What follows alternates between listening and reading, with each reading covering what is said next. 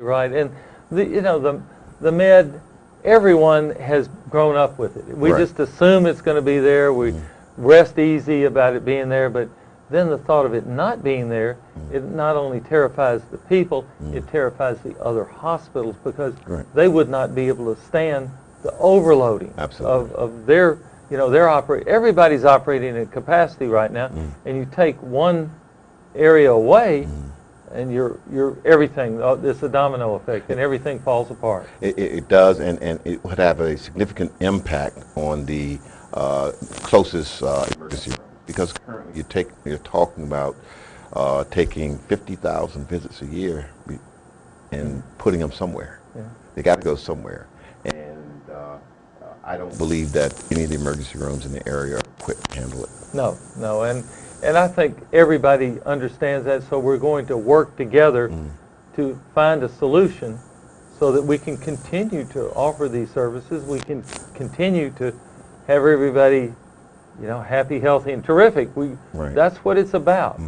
And, we're doing it to people that are high economic status, because this crosses all economic barriers, all economic, and it crosses all social status, because anyone can be injured, anyone can be burned, anyone can have a high risk OB, and that's the centers of excellence. Absolutely. The emergency room visits, that's where we have real subsidy challenges, and we just have them.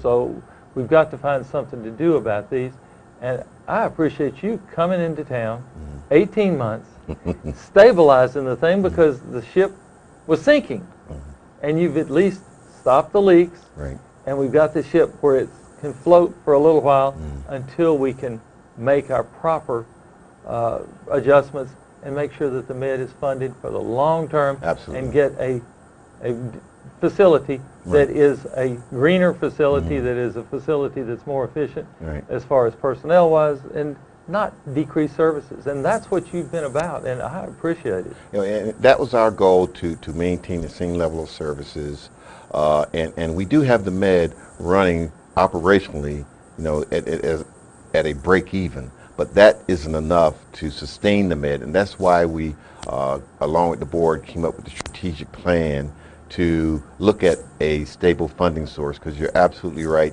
There are a lot of things that need to be put in place going forward, and personally I want to thank you as a member of the commission for stepping up to the plate, along with our mayor and the other members of the commission, to provide $10 million to the med to help stabilize the med as we look for those long-term solutions, because you're right, there are going to be long-term solutions that need to be dealt with to ensure that we're here for many years to come. And going back to what you said about it crossing all socioeconomic barriers with respect to the trauma, most people think when they look on the news, they see somebody being shot going to the med, or someone being stabbed, they're going to the med, but that's only 20% of what our trauma unit actually takes care of, and most people don't realize that. 80% of it is the average citizen who's out there working every day. Something happens to and just gets hurt. It's an accident. It's an accident, exactly. It's truly an accident. It's truly an accident. Well, Claude Watts, we have enjoyed having you here in town. I hope you'll come back and visit often and see what you've set in place, what the course you've set the med on. It's been a delight having you here, and thank you for everything you've done for us.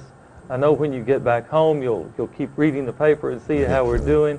But I just want to, as one person, thank you from the bottom of my heart for being here. Well, I want to thank you on behalf of the entire FTI team and the board for your support during the time I've been here, because you can't make the right things happen without the right type of support, and with people, especially being a physician, understanding how important it is to have an asset like the med here and functioning in the city. Yes, it is. And this is George Flinn, Your American Dreams. You can see this interview again, and I'm sure you'll want to take more information away from it.